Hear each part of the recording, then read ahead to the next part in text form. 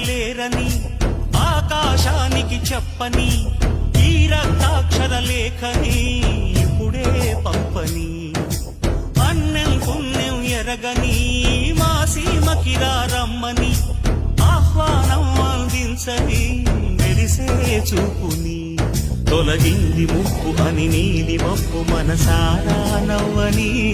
చిరుజల్లు ముంపు మన ముంగిలంత ముత్యాలే చల్లని ఆశా సుగంధమైనే